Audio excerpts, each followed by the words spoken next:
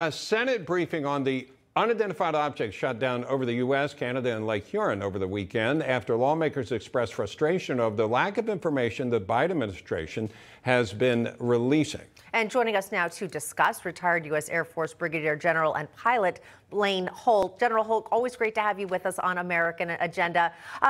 If you look into your best guess scenario based on your experience, what kind of details do you think were shared with the senators today? So much speculation on this.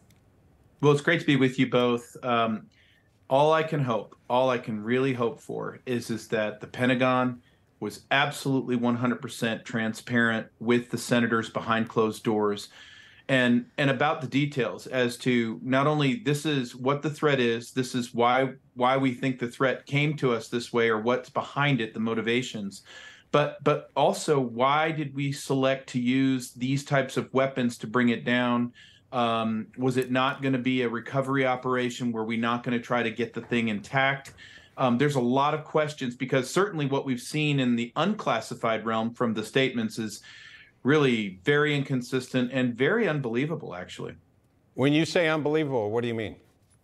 Well, so, you get to a place where the inconsistency of the first balloon, we shot it down, or we didn't shoot it down because it could be a hazard on the ground, even though it's over unpopulated territory. Oh, so you're saying they're not credible. The things they're saying are truly not believable. I didn't know if you were talking about aliens from space. They're telling us stuff is not believable. We need to know. Where's the little green man? Bob, I didn't want to have a laughing fit on TV, but then we get to the incredulous part, not the non-credible part, right, which is, oh, well, it could be from another world. And it's like, I didn't know other worlds had manipulated or copied our balloon technology.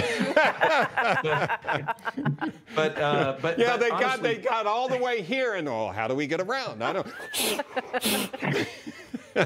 George Jetson balloons. The thing is, it's funny, but it's also the lack of credibility really shakes Americans going, do you all have this? And do you have our back on this?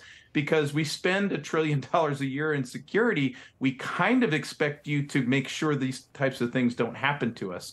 So hopefully there's satisfying answers going to the Senate. And I hope that we can learn more in the days ahead. I'll be writing about this frequently. General, we still don't know what where the additional objects or what they were from. We know that first was actually a spy balloon, of course, surveillance balloon from China. But do you believe that overall there is a rising threat to the U.S. from China?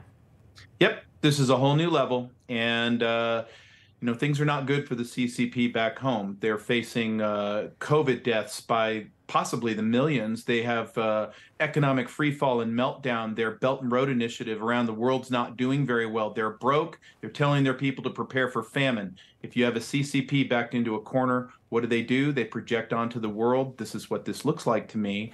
And as far as the balloons go, the Chinese have done extensive research, a lot of it theft from us, to drop everything from these balloons like hypersonics, missiles, electromagnetic pulse weapons, dispersal agents, chemical weapons.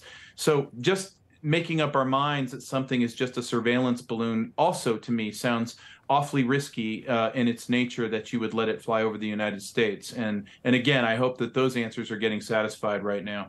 All right, General Blaine Holt, I know we will be talking to you much more about this as we all learn more. Thanks for joining us.